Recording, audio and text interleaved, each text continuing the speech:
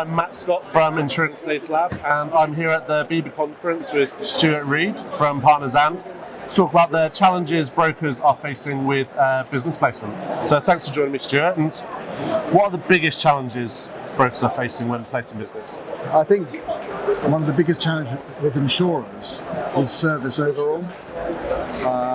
So getting the quotes, if you go online, every system is different. You've got to fill it in again, hanging on the telephone for hours. That sort of service from insurers at the moment is really the worst it's been for a long, long time. And I'm afraid to say that it stretches into claims too, and the settlement thereof. So yeah, it's not a great picture out there.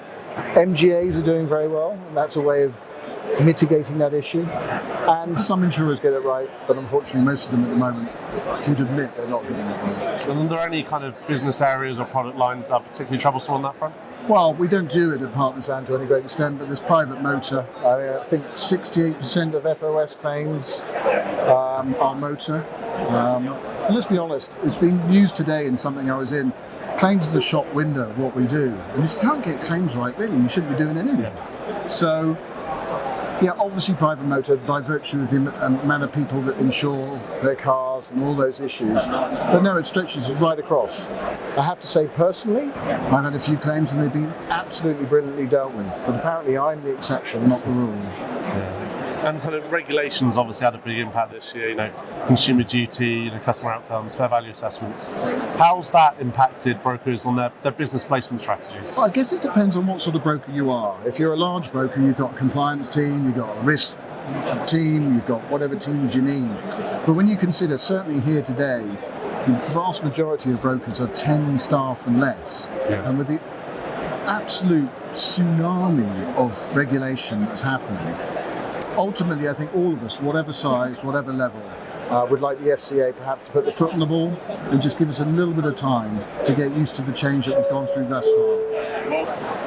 And what role does kind of data play in this? You talk about kind of the smaller brokers there, might not have the big teams. How do they go, assessing the insurers they work with and that kind of thing? Well, there's many ways. There's their credit ratings, whether they're listed or not.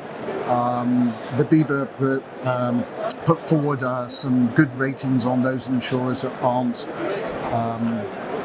on Standard & Poor's, etc.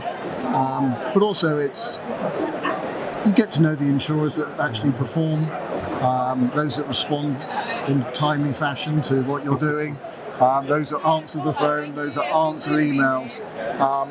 It's a big market out there, but you'll find most brokers now are finessing their placement, certainly in percentage terms, to fewer insurers because they can't get the service they want. But I've said it many times before, I think the rise of the MGAs is in a way a counterweight to the poor insurer service. And they're doing really well, the MGAs, particularly those that are in specialist areas, to mitigate the problems that a lot of people find with the general insurers. Why do you think that is with the MGAs? Is it that just they have that specialist expertise that can do it better? Well, there is that, but also they're lighter on their feet, they don't have the legacy systems. I've just been talking to a big insurer here, and the CEO was saying, you do not know how much time, money and effort we're putting in to trying to get our systems up to speed.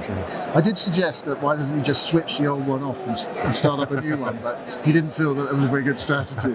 But no, seriously, they've got such a legacy, these insurers. MGAs are light on their feet, they're specialists, they know their subject, and if they're good underwriters, and there's some very good ones out there, they can provide a speed of service and a quality of service that insurers just cannot compete.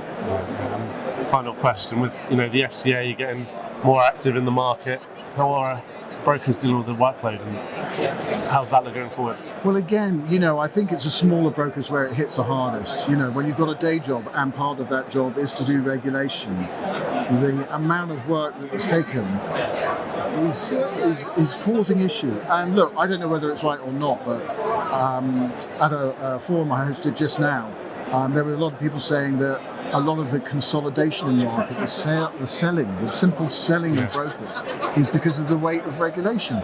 Well, that's a bit counterintuitive, isn't it? Because that's reducing choice. So hopefully things will level out. But the FCA have recently mentioned that they're looking at disclosing the names of those who are under investigation before they find out whether they're guilty or not. That seems to me to be absolutely daft. maybe they've got an argument I haven't thought of, but can we just stop? Just stop. Work on what we've got. There's a lot to do. There's gap insurance and various other things. Let's just stop and take stock. Absolutely. Thanks very much, Stuart. Appreciate it. Not at all. Pleasure to do so.